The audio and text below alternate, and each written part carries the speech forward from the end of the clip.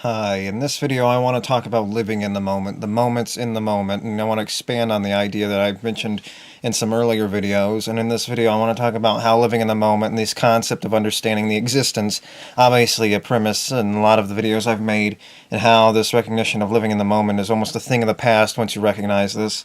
I think by nature, some people just live in the moment. It can be when you're working or doing anything like that, where you just live in the moment when you're distracted.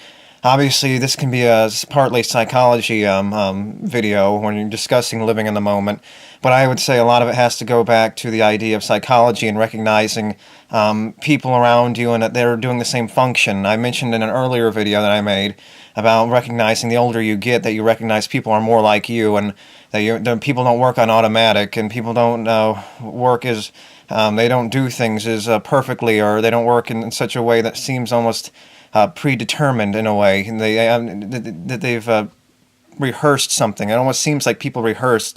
And this idea of living in the moment.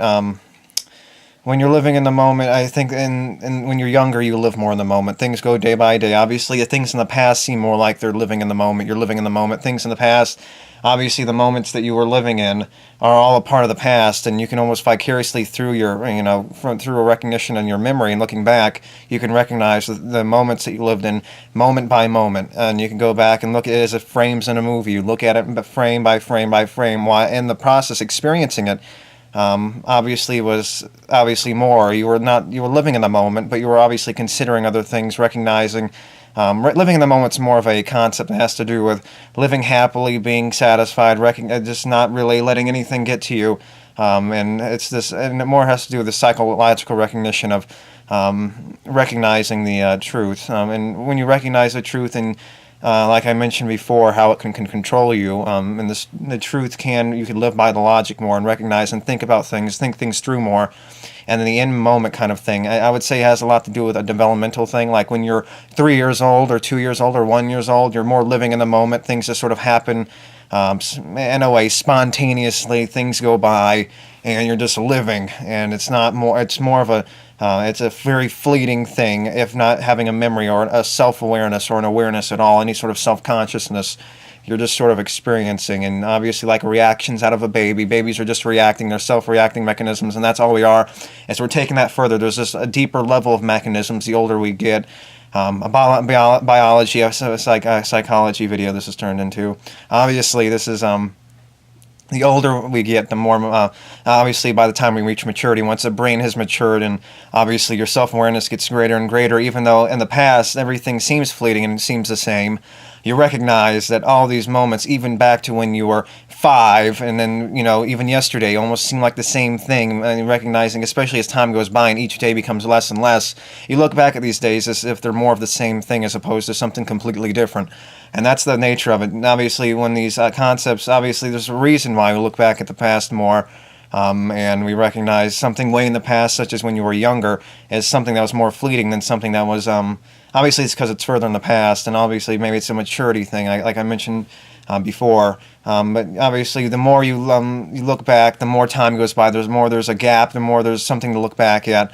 And it creates this idea, perception, and it's perception of this in the moment thing, and living in the moment. Things go on, you live your moment, you pass on, and I think this obviously has to do more with a memory thing.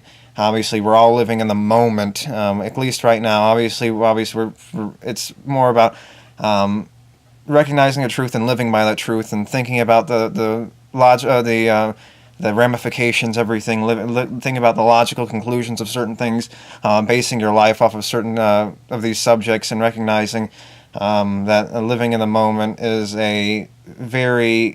it's a very simplistic concept when it comes to understanding psychology and recognition, and almost in the way the movement of our existence based on the reality that we're living in. We're living in a reality of movement, and all we're doing is living in the moment based off this movement. We're recognizing future things come in our head. We think about them. No matter what, we're living in the moment. But it has to do with this idea that we're living in the moment based off of some kind of how things sort of are fleeting, more fleeting. And I think it has a lot to do with memory and recognizing, and it has to do with maturity, I think, and the memory of yesterday can be just as vague. Sometimes you say yesterday seems like 20 years ago, or it's just like yesterday, something that happened 20 years ago.